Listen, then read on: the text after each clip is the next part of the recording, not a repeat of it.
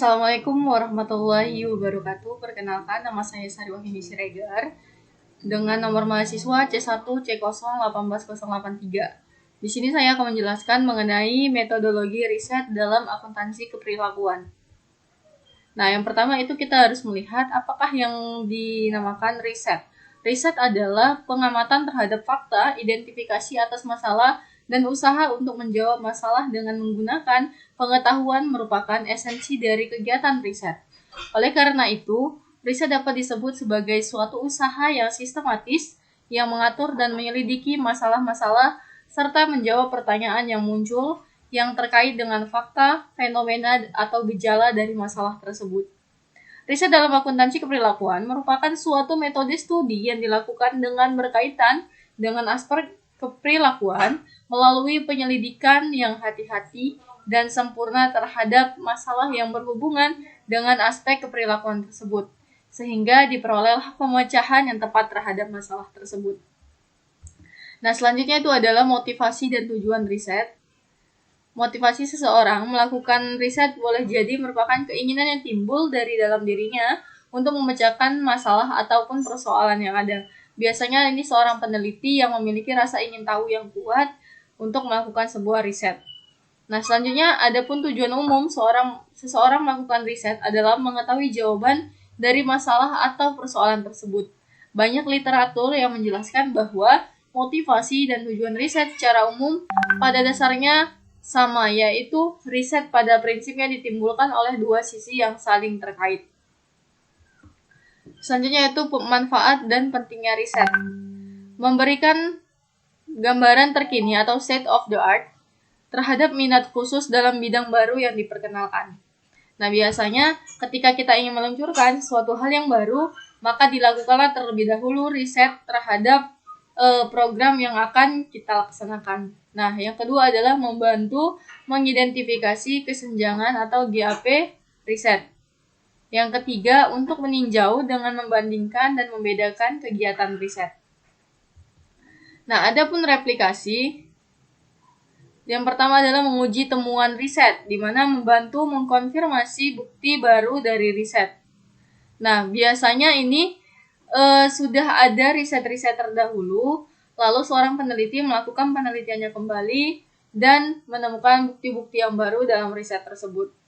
Lalu yang kedua adalah menguji validitas temuan riset dengan populasi yang berbeda. Nah, di sini biasanya seorang peneliti melakukan sebuah penelitian dengan metode yang sama namun dengan objek yang berbeda. Nah, yang ketiga adalah menguji temuan-temuan penting menggunakan metodologi yang berbeda. Nah, ini berbeda cerita, ini ingin mengidentifikasi atau meneliti sebuah objek yang sama namun dengan metodologi yang berbeda atau cara yang berbeda sesuai dengan prosedur ataupun perencanaan yang telah disusun oleh seorang peneliti. Nah, selanjutnya adalah pemilihan data sampel. Nah, hal ini yang menjadi hal penting dalam melakukan sebuah penelitian, di mana bukti sampel haruslah bukti yang akurat dan juga mampu dilakukan pengujian terhadap sampel tersebut dan mampu mewakili populasi yang ada. Nah, pemilihan data sampel itu ada langkah yang ditempuh oleh peneliti. Yang pertama adalah populasi. Nah, di mana dalam populasi ini adalah kumpulan atau biasanya itu jumlahnya jauh lebih banyak. Nah, tapi tidak mungkin seorang peneliti itu meneliti secara banyak masanya, sehingga perlulah ditarik sistem yang kedua yaitu sampel riset. Kita harus mengambil dari banyaknya populasi tadi, maka kita memperkecil lagi circle-nya untuk diteliti. Dengan catatan kita memilih sampel riset yang harus mampu mewakili dari keseluruhan populasi yang ada dan dengan jumlah keakuratan kebenarannya dengan nilai yang tinggi. Nah, yang ketiga adalah teknik penarikan sampel. Nah, terdapat teknik penarikan sampel yang mampu disesuaikan dengan prosedur maupun perencanaan dari penelitian kita sendiri. Nah, selanjutnya itu jenis data dibagi menjadi 3, di mana yang pertama adalah data subjek, di mana data subjek berupa opini, sikap, pengalaman, atau karakteristik dari seseorang atau sekelompok orang yang menjadi subjek riset yang dilaporkan sendiri oleh responden secara individual atau kelompok dari sumbernya. Jenis data yang kedua adalah data fisik, di mana data fisik adalah data merupakan yang berwujud menjadi bukti suatu keberadaan atau kejadian pada masa lalu. Nah, biasanya ini untuk penelitian hal-hal yang terjadi di masa lalu atau yang memiliki tanda-tanda saat ini yang meninggalkan sebuah barang bukti. Nah, yang ketiga adalah data dokumenter, di mana data dokumenter ini adalah jenis data riset yang diantaranya berupa faktur penjualan, surat-surat, notulen, hasil rapat, memo, atau bentuk laporan program. Nah, adapun sumber data yang pertama adalah sumber data primer, di mana data yang diperoleh secara langsung dari sumber asli atau pihak pertama.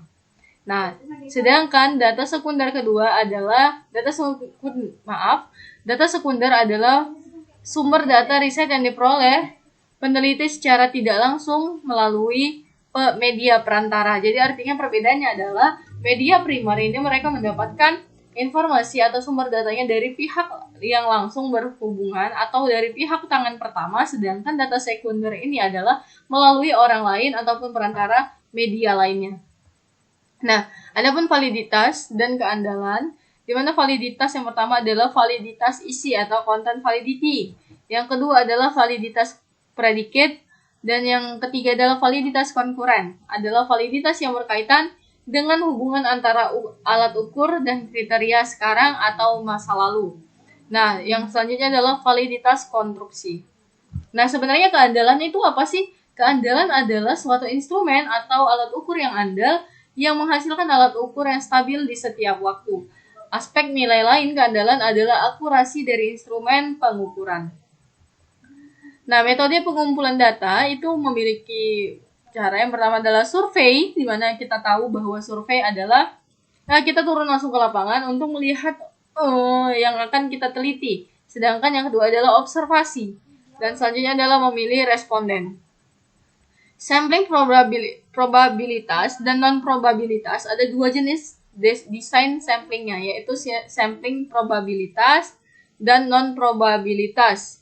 Probabilitas menggunakan beberapa bentuk dari sampling acak, sementara sampling non-probabilitas tidak menggunakan sampling acak. Nah, adapun instrumen dalam metode riset adalah menjamin kerjasama responden, yang kedua adalah menjamin validitas dan keandalan jawaban. Nah, adapun selanjutnya adalah analisis data persiapan laporan, di mana analisis data dilakukan setelah penelitian mengumpulkan semua data yang diperlukan dalam riset. Penelitian biasanya melakukan beberapa tahap persiapan data untuk memudahkan proses analisis data. Pemanfaatan berbagai alat analisis sangat bergantung pada jenis riset dan jenis data yang diperoleh.